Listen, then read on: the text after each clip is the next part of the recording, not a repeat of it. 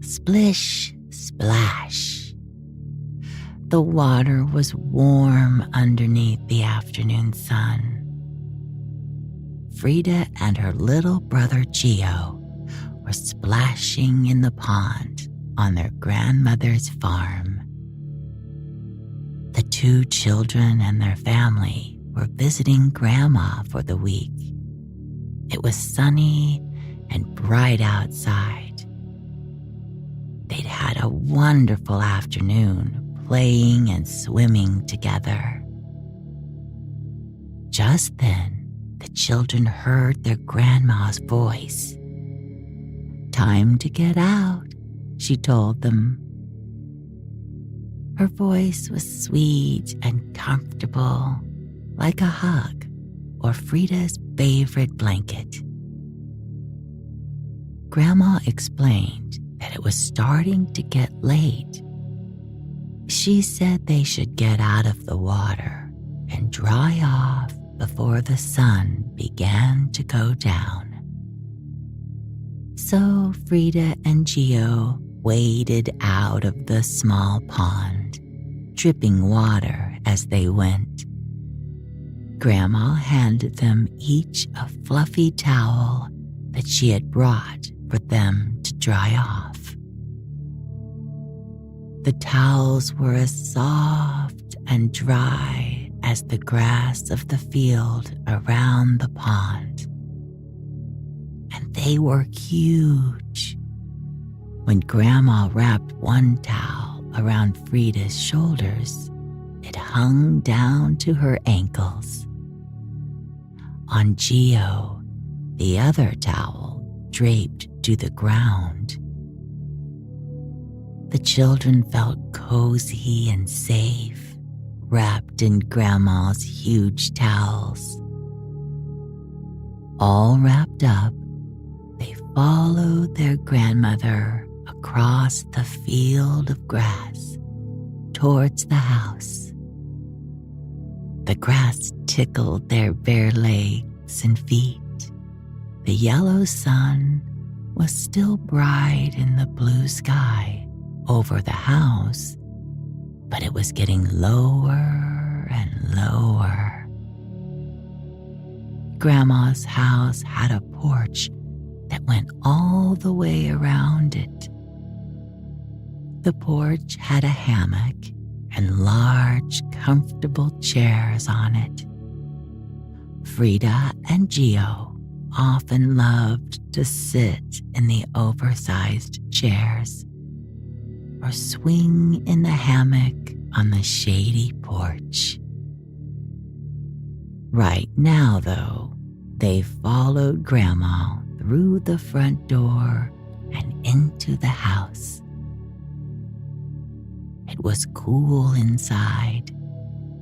They walked upstairs to the bedroom they shared. There, Grandma helped them get out of their wet swimming suits.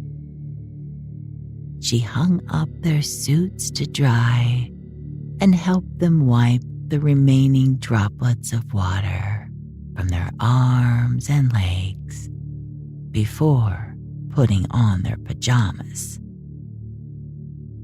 Once they were done, they went back downstairs and into Grandma's large kitchen. They sat down at a square wooden table there. She served each of them a bowl of their favorite soup from a big pot on the stove. The steamy soup smelled delicious, and it tasted even better.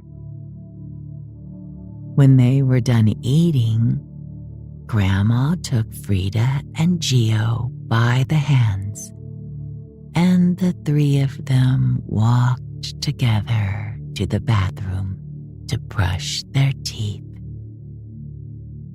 Frida loved the bathroom in Grandma's house. It had an old-fashioned sink and bathtub, and there was blue wallpaper on the walls, covered with pictures of tiny pink flowers. Frida and Geo both had white toothbrushes, and Grandma had let them draw on the handle with a marker so they could tell them apart. Frida had made a flower on her toothbrush. Geo's drawing was more of a scribble, but he didn't mind. They brushed their teeth carefully, and Grandma commented on how responsible they were. "You're turning into such big kids," she said proudly. When they were finished, Frida asked if it was time to go and say goodnight to the animals on the farm. Grandma smiled and nodded yes. The children grinned back at her. This was a beautiful time of day on Grandma's farm. They slipped their feet into comfortable sandals and then walked back out the front door of the house. Outside the door, Grandma whistled. Her big, friendly dog, Shep, came trotting over to them. Frida and Geo petted the sweet dog, rubbing their hands into his thick, fluffy fur. Then they all started off together toward the chicken coop, where the chickens lived with their chicks. Shep walked along beside them on his 4 big paws. His paws padded quietly over the grass, making a whispering sound like the sound of the children's sandals against the field. The sun had slid down almost to the bottom of the sky now, and it was not so bright anymore. The air was getting cooler, but the children were cozy in their warm pajamas. The sky above them was turning a darker color of blue, and there were long shadows on the ground. The chicken coop was a rectangle surrounded by a chain-link fence. In the middle, there was a miniature house all made out of wood. This was the hen house where the chickens slept at night. Grandma and the children walked up to the chicken coop with Shep beside them. Then Shep sat down to wait for them to put the chickens to bed. In the coop lived 3 mother chickens called hens. There was a big brown hen and a little yellow hen and a black and white spotted hen. The big brown hen had 3 baby chicks who looked just like her. The little yellow hen had 2 chicks who looked just like her. And the black and white spotted hen had 4 chicks, one of them black, one of them white, and 2 of them spotted like their mother. The tiny chicks were fluffy, so fluffy that they looked like little balls of fur with legs. The chickens were walking around inside the coop now, making soft cooing, clucking sounds. This was their way of calling their chicks to them for the night. As the mother hens called, their babies gathered around them. Then the 3 hens led their chicks into the hen house for the night. Inside the hen house, there were 3 boxes in a row. The boxes were open on the top and on one side, and they were filled with straw. These were the chickens' nests. Each chicken settled down into one of these nests with her chicks beside her. Frida and Geo watched them get settled through the open door of the hen house. Once they were all settled, the mothers used their beaks to comb their feathers and fluff the downy feathers of their babies, which looked like wispy fur. The children watched. "Good night, chickens," said Frida. "Good night, chickens," said Geo. "Cluck, cluck," said the big brown hen. "Cluck, cluck," said the little yellow hen. "Cluck, cluck," said the black and white spotted hen. Then it was time to close up the hen house for the night. Geo pushed the door of the miniature house shut. Frida closed the latch so the door would stay shut all night long while the chickens slept snug in their nests. With the hens and chickens all taken care of, Frida, Geo, and Grandma left the chicken coop.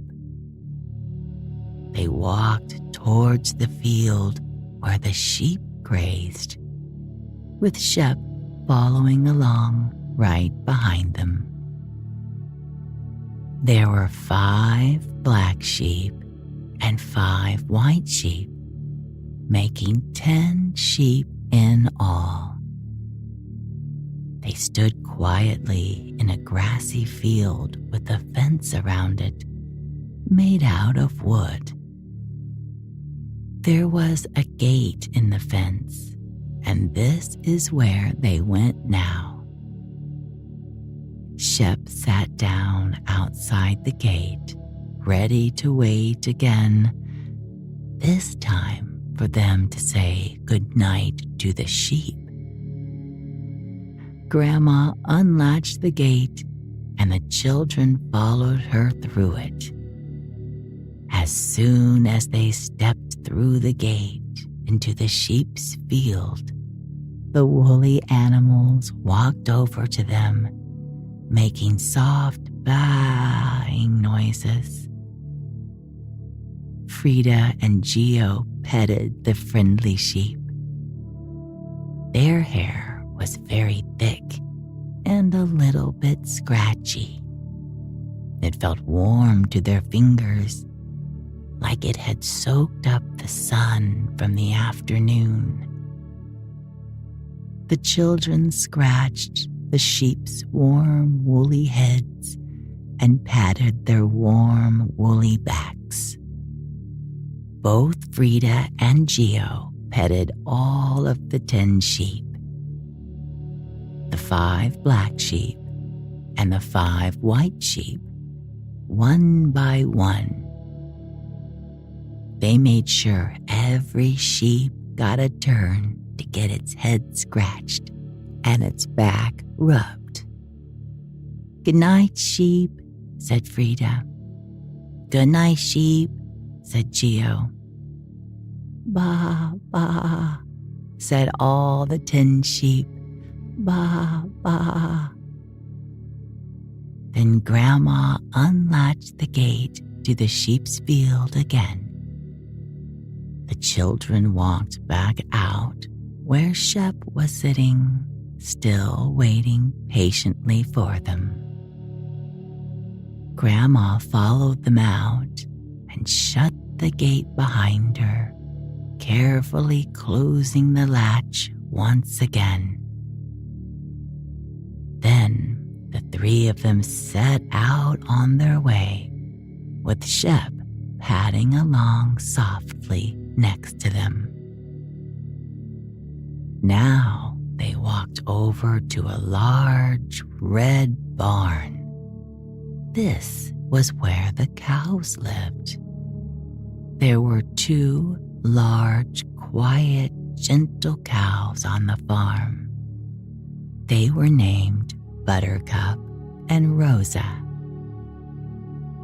Buttercup was brown with huge, friendly brown eyes and a very soft nose. Rosa was black and white with shy eyes and one ear that was a little bigger than the other one. The cows had short tails that looked like pieces of rope with tassels at the end. These tails were always swaying back and forth, back and forth. Now and then they slapped at a fly that buzzed too near to the cows' backs. Frida and Geo loved to feed Buttercup and Rosa.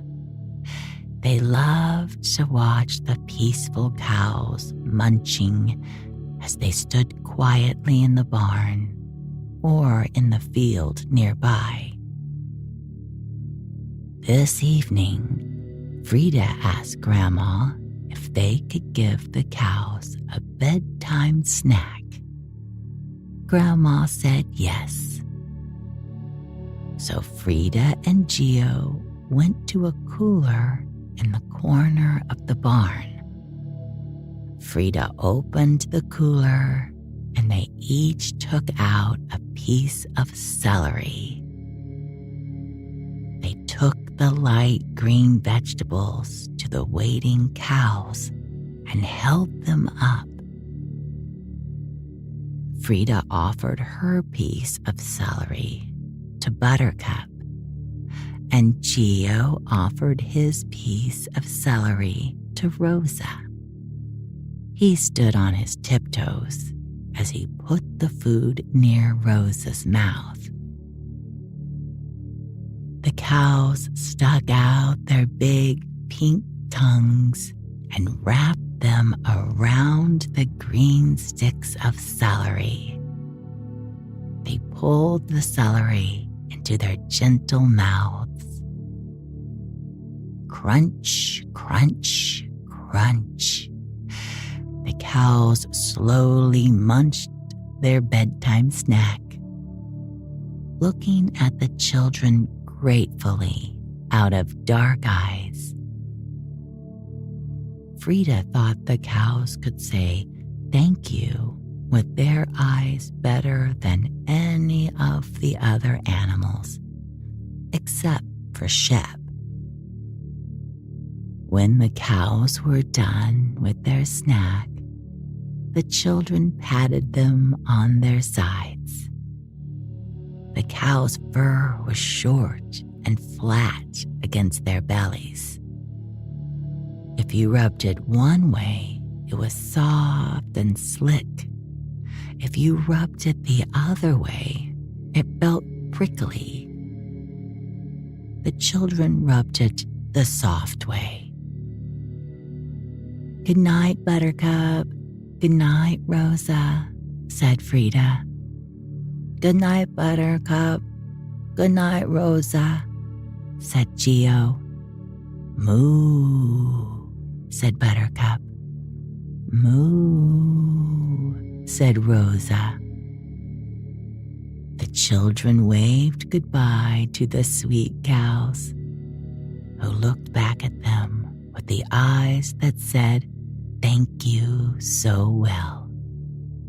Shep stood up, knowing it was time to move on. Grandma and the children and Shep walked across a field full of wildflowers next. There were blue flowers and yellow flowers, red flowers and purple flowers, white flowers and orange flowers, all scattered among the green grass. The sky over their heads was pink and gold now. The sun sat at the very edge of the world, looking like a ball of fire, ready to fall out of sight. Across the field of flowers was the pond where the children liked to wade. This was also where the ducks lived. The place where the children waded during the day was on the side of the pond closest to Grandma's house. On the other side of the pond, there were reeds and bushes. This was where the ducks liked to spend their time. Next to the reeds and bushes on that side of the pond, there was a miniature house. It looked a lot like the hen house where the chickens lived, except that it was bigger. Inside, it had a nesting box like the hen house, but also bigger. There was a pair of ducks who lived here, and they had a family of 5 baby ducklings. The ducklings were small, although they were bigger than the tiny baby chicks. The babies were yellow and fuzzy, but the mother and father duck were sleek with shiny feathers that lay flat over their backs. The water didn't stick to these feathers, but instead slid right off, keeping the ducks nice and warm and dry underneath. The ducklings followed their mother duck everywhere she went. Right now, as Frida and Gio approached, the mother was leading her ducklings out of the reeds along the pond. The ducklings followed the mother in a straight line, one after the other. They followed her out of the reeds and up the bank. They followed her over the grass and right up to the children. The mother duck looked at the children for a moment, her head cocked to one side. Then she turned and walked straight into the duck's house. The father duck was already there. The mother duck and her babies settled into the nesting box. The ducklings nestled into their mother's side, jostling each other to get beneath her warm wing. "Good night, ducks. Good night, ducklings," said Frida. "Good night, ducks. Good night, ducklings," said Gio. "Quack, quack," said the mother duck. "Quack, quack," said the father duck. Then 5 little duckling voices came out, quieter than their parents. "Quack, quack, quack, quack, quack." The children closed the door to the duck's house then and locked it up for the night, with the mother duck, the father duck, and the 5 baby ducks cozy inside. Next, it was time to say goodnight to the horse. Shep's ears perked up as they turned away from the duck's house. He knew what was coming next, for every night they said goodnight to the animals in the same order. And Shep liked the horse. He and the horse were friends. So Shep led the way around the pond and beyond it to the stable where the horse lived. The horse's name was Ryder. She was a beautiful dark red color, and her coat was glossy. The hair of Ryder's glossy coat shone, reflecting the light. At this moment, it reflected the last rays of the sun, which was just setting beyond the furthest edge of the fields. The hair on the horse's mane and tail were dark black and almost as shiny as her red coat. Her hooves and nose were black too. The horse whinnied gently as they approached, and Shep responded with a bark of greeting. The horse turned toward them and put her nose against Grandma in greeting. Then she rubbed her nose against first Frida and then Geo, saying hello to them as well. Finally, the tall horse lowered her nose to Shep's upturned face, and the 2 animals touched noses. Frida and Geo giggled. It was so cute to see the 2 friends saying hello to each other. Frida reached up and patted Ryder on her side.